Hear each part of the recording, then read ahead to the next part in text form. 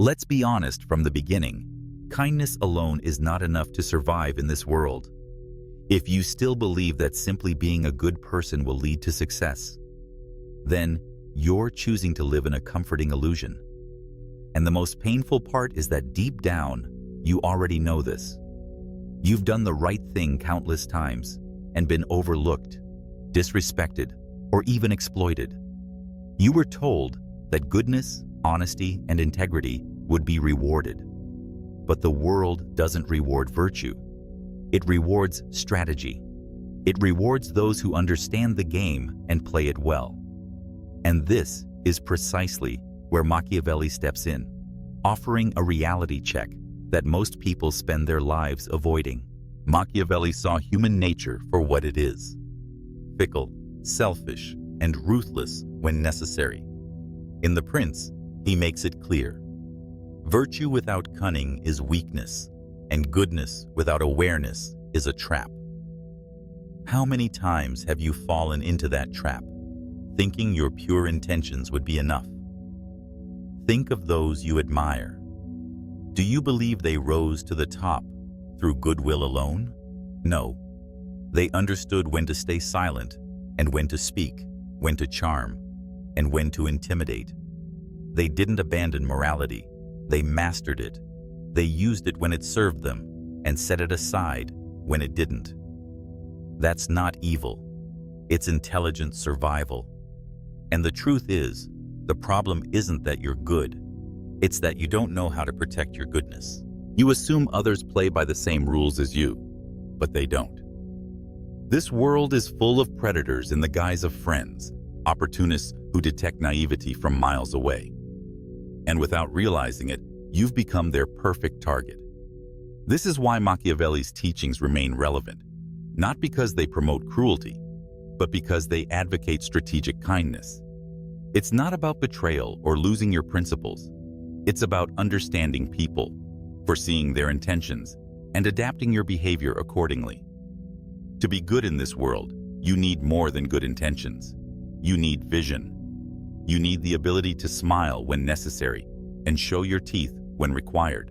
You've likely chosen to be loved, to be accepted, to be non-threatening. But what has that brought you? Not power, not respect. What it's given others is permission to take advantage of you without fear of consequence. Because kindness without strength doesn't inspire admiration. It invites pity. So no, I'm not telling you to stop being good. I'm telling you to stop being naive. True virtue is not submission. It is balanced with pragmatism, strength, and clarity. You must learn to be strategic, not just sincere. In a world that values perception more than reality, you need to control how you're seen. How many times have you stayed silent to avoid conflict, only to be disrespected even more? The world does not reward those who are right. It rewards those who know how to present their truth in a way that commands attention. Machiavelli understood this better than most. It's not just about what you are. It's about what others believe you to be. If you appear weak, they'll treat you as such. If you appear confident, even when uncertain, you'll be treated with respect. That's why mastering your image, how you present yourself, how you speak, how you carry silence, is as critical as mastering your skills. Power doesn't lie in constant talking or absolute transparency. It lies in strategic communication. People who dominate their space know when to stay silent. They know the strength of leaving something unsaid, the mystery of not revealing their full hand. Information is power, and those who give away too much, too freely, lose control. Think about how often you've explained yourself to those who didn't even deserve your honesty. Every time you do that, you lower your worth in their eyes. The most respected individuals are not those who speak the most, but those who speak the least, and only when it truly matters. Another principle few understand is the power of unpredictability. Predictable people are easy to manipulate. If others can anticipate your reactions, they can use you. But if they can't read you, if you're calm when expected to be angry, silent when expected to justify yourself, you become a threat. and threats command respect. Machiavelli believed a leader must never be fully understood. They must shift when needed, never allowing others to define or contain them. This isn't deception. It's tactical flexibility. It's about keeping your power intact by refusing to be anyone's puppet. In addition to unpredictability, distance is another powerful tool. Constant availability cheapens your presence. Scarcity breeds desire. Absence creates value. If you're always there, always giving, always accessible, your presence becomes expected, even disposable. But when you manage your presence deliberately, showing up at the right moments, disappearing when needed, you shift the power dynamic. This doesn't mean ghosting people or neglecting responsibility. It means understanding that your time, attention, and energy have value, and treating them as such. Think about emotional control, one of the most underrated sources of power. Many equate strength with aggression, loud voices, or dominance.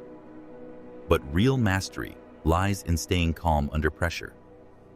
If someone can provoke you, they can control you. When you lose your temper, you lose the game.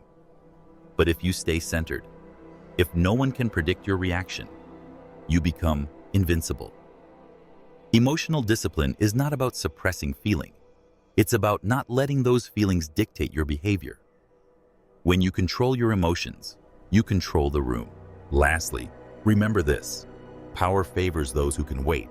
Strategic patience is what separates players from pawns. The world rushes. Everyone wants results now, recognition now, respect now. But the greatest achievers don't chase. They wait, they calculate, they observe. Like skilled hunters, they act only when the moment is right. Machiavelli taught that luck favors those who know how to adapt, how to slow down when needed, how to strike only when the odds are in their favor. This is not passivity. It's the ultimate form of control. It's what turns survival into dominance. Those who rush into every opportunity without thought are not brave. They're reckless. Real power comes from observing, from calculating, not just the next step, but the 10 after that. Most people are slaves to urgency, making impulsive decisions out of fear of being left behind. But the true strategists, the ones who control outcomes, don't move quickly, they move precisely. They understand that speed without direction is chaos. They strike like a scalpel, not a hammer. And when they move, they do so with force, clarity, and intention. That's the difference between noise and influence. Now we come to something few even consider: the power of becoming an anomaly within the system. Everyone wants to win, but very few are willing to play differently. Most follow the patterns laid out for them. They operate within the acceptable. They respond predictably, and they fail to question the framework itself. But those who rise, those who rewrite the rules in their favor, are the ones who dare to step out of line, not recklessly, but strategically. They don't just play the game, they bend it. They don't fight to fit in. They position themselves so others must adjust to them. And here lies the secret. The world isn't designed for those who conform. If you follow the crowd, you get what the crowd gets: mediocrity. Being remembered, being respected, requires disruption.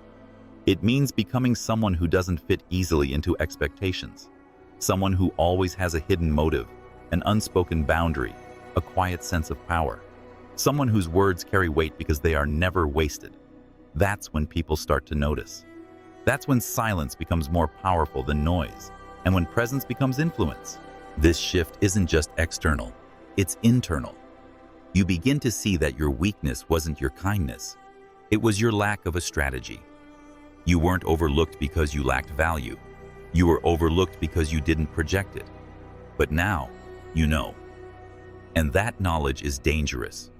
Because once you've tasted clarity, once you've seen how people truly respond to controlled presence, measured words, and deliberate behavior, there's no going back. You'll start to notice how those who once ignored you pay closer attention, how those who underestimated you start second-guessing themselves, and how those who used to manipulate you now tread carefully, because now you understand the terrain. You've stopped playing the game with borrowed rules. You've learned how to move in silence, how to hold your power close, how to speak only when it's time to strike. But with this understanding comes a choice, and it's the most important one you'll ever make. Will you apply what you've learned, or will you return to the comfort of ignorance? Because make no mistake, once you know the truth, choosing to remain invisible becomes a conscious decision. To return to your old ways is to willingly step back into the shadows, fully aware that you're giving up control. Or you can begin now. Not with grand gestures, but with small, strategic moves. Add subtle mystery to your conversations. Hold back the urge to explain everything. Respond with calm instead of emotion. Withdraw your presence when it's no longer appreciated. Watch instead of rushing. These simple acts, repeated over time, reshape how people see you.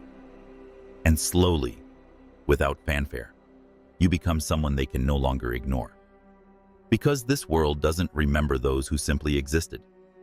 It remembers those who played the game and played it well. So now I ask you one final time, are you ready to play it? If you've made it this far, then you're no longer the same person you were when you started. Leave the phrase "power is in the silence" wherever you go. Let it be a reminder of what you've come to understand. If this message challenged your thinking, opened your eyes, or made you pause and reflect, then subscribe to that part of you that wants more. This isn't the end, it's the beginning. The world will continue to be harsh and unforgiving. But now you know how to move through it with intelligence, with control, and most importantly, with purpose. Don't be another piece in the system. Be the one who rewrites the rules.